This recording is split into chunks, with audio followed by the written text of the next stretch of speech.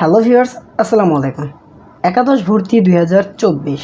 তো আপনারা যারা অ্যাপ্লিকেশন করেছেন, তো কিভাবে বুঝবেন যে আপনি কোন কলেজে সুযোগ পেতে পারেন?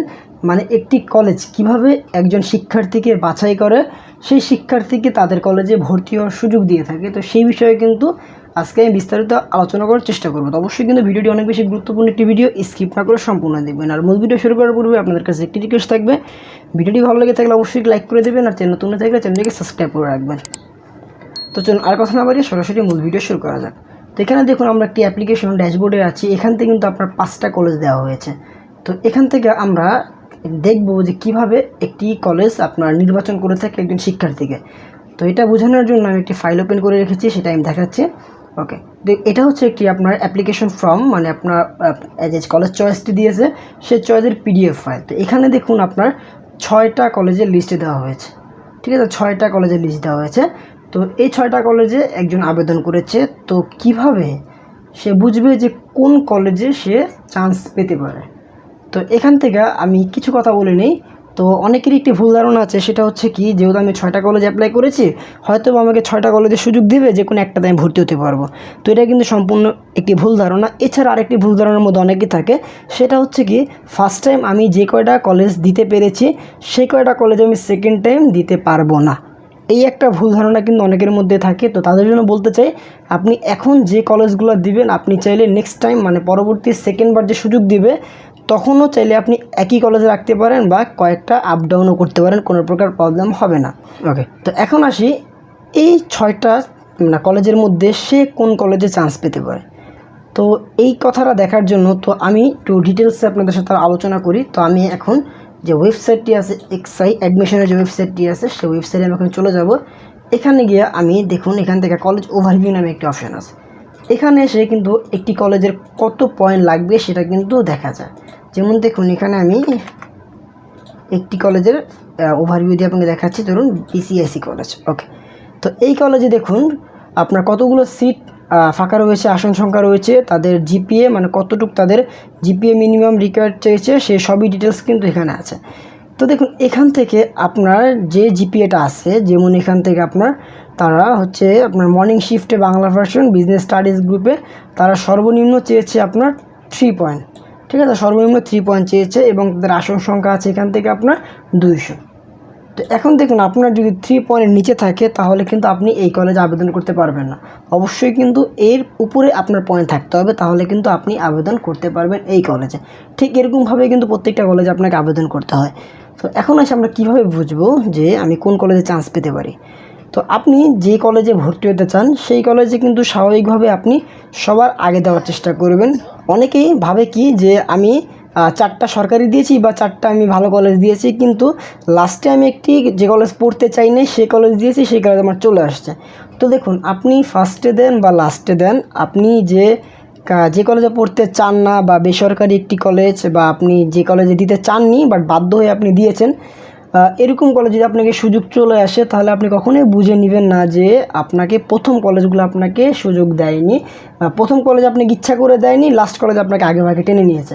তো সিস্টেমটা কিন্তু কখনোই এভাবে হয় না। সিস্টেমটা হয় কীভাবে আমি একটু বলি। আপনি যখন অ্যাপ্লিকেশনটা সাবমিট করবেন তখন কিন্তু এটা যাচাই বাছাইয়ের জন্য কিন্তু একটি নির্দিষ্ট সময়সীমা আছে, যেটা কিন্তু সার্কুলারের মধ্যে দেওয়া রয়েছে। প্রায় 2 থেকে 3 দিন কিন্তু যাচাই বাছাইয়ের সময়, যে 2-3 দিনের মধ্যে কিন্তু সমস্ত কলেজ তাদের যে শিক্ষার্থীকে তারা ভর্তির সুযোগ দিবে তারা কিন্তু বাছাই করে নেয়। তো বাছাইটা কিভাবে করে, যেমন ধরুন এখানে যে অ্যাপ্লিকেশনটি দিয়েছে, তো সর্বপ্রথম তার অ্যাপ্লিকেশনটি যাবে এই কলেজের কাছে, ফার্স্ট কলেজের কাছে তার অ্যাপ্লিকেশনটি যাবে। ফার্স্ট কলেজ যদি অ্যাকসেপ্ট না করে, যেমন ফার্স্ট কলেজে চেয়েছে আপনার 4.50, এখন আপনার পয়েন্ট আছে জিপিএ 5, তো স্বাভাবিকভাবে কিন্তু ফার্স্ট কলেজ আপনাকে অ্যাকসেপ্ট করে নেবে। যদি ফার্স্ট কলেজ অ্যাকসেপ্ট না করে, মানে ফার্স্ট কলেজ চাচ্ছি কি আর একটু বেটার, আপনার এখানে 4.5 চেয়েছে, আপনার আছে 4.70, আপনাকে সুযোগ দিল না, তারা আর একটু বেটার স্টুডেন্ট চাচ্ছে। তো সেক্ষেত্রে যখন তারা রিজেক্ট করে দেবে তখন আপনার অ্যাপ্লিকেশনটি চলে যাবে সেকেন্ড কলেজের কাছে। সেকেন্ড কলেজে যদি রিজেক্ট করে দেয় তাহলে চলে যাবে থার্ড কলেজের কাছে।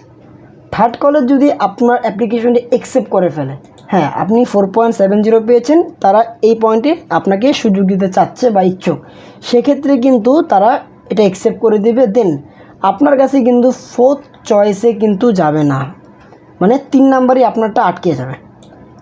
4 নাম্বার প্রতিষ্ঠানের কাছে কিন্তু আপনার অ্যাপ্লিকেশনে যাবে না। যদি দেখেন যে আপনি 5 নাম্বার থেকে চান্স পেয়েছেন, তো অবশ্যই আপনি বুঝে নেবেন যে প্রথম 4টা কলেজ আপনাকে রিজেক্ট করে দিয়েছে, যার ফলে আপনাকে সর্বশেষ যে কলেজটি দিয়েছেন সেটাই চলে আসছে।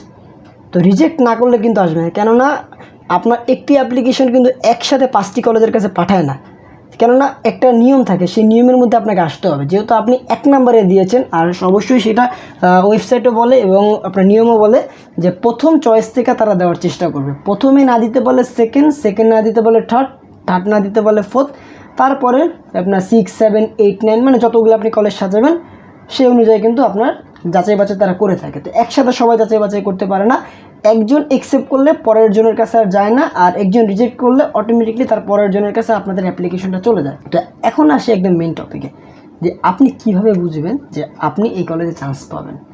তো সেটা বোঝার জন্য কয়েকটা বিষয় আপনাকে খেয়াল রাখতে হবে। সেটা হচ্ছে কি, আপনি যেই কলেজে আবেদন করেছেন সেই কলেজে মিনিমাম জিপিএ রিকোয়ার্ড থেকে অনেক ভালো আপনার জিপিএ কিনা। যেমন এখানে চেয়েছে 3 পয়েন্ট, বাট আপনার আছে 4.50, এবং আপনি ফার্স্ট চয়েসে এই কলেজটা দিয়েছেন, তো অবভিয়াসলি কিন্তু আপনার সুযোগটা এই কলেজে চলে আসবে। যদি আপনার পয়েন্ট ওদের চাহিত পয়েন্ট থেকে অনেক বেশি থাকে, ওরা চেয়েছে 4.50, আপনার জিপিএ 5 এবং আপনি ওই কলেজে ফার্স্ট দিয়েছেন, তো অবশ্যই কিন্তু সেই কলেজের চান্স চলে আসতে পারে। ঠিক এইভাবেই কিন্তু একটি কলেজ শিক্ষার্থীদেরকে সুযোগ দিয়ে থাকে। তো এইভাবে আপনারা বুঝে নেবেন যে আপনি কোন কলেজে সুযোগ পেতে পারেন। তো একদম কিন্তু এটা শিওরভাবে বলাও যায় না যে আমি এই কলেজে সুযোগ পাবো, কেননা এখানে আবার মাইগ্রেশনের কিন্তু একটা ব্যাপার স্যাপার রয়েছে। তো মাইগ্রেশন কি সেটা নিয়ে কিন্তু আমি সেপারেট ভিডিও দিব, অবশ্যই কিন্তু সেই ভিডিও দেখার জন্য চ্যানেলটিকে সাবস্ক্রাইব করে রাখতে হবে। এছাড়া আপনি একটি সিম্পলি ধারণা নিয়ে রাখতে পারেন যে আমার এই কলেজের সুযোগ চলে আসতে পারে। তো এই হচ্ছে মূল আলোচনা। তো আশা করি আপনারা বিষয়টি ক্লিয়ারলি বুঝতে পেরেছেন। তো ভিডিওটি ভালো লেগে থাকলে অবশ্যই লাইক করে দেবেন, আর চ্যানেল নতুন হয়ে থাকলে চ্যানেলটিকে সাবস্ক্রাইব করে রাখবেন। তো দেখা হচ্ছে পরবর্তী ভিডিওতে, ভালো থাকবেন, আল্লাহ হাফেজ।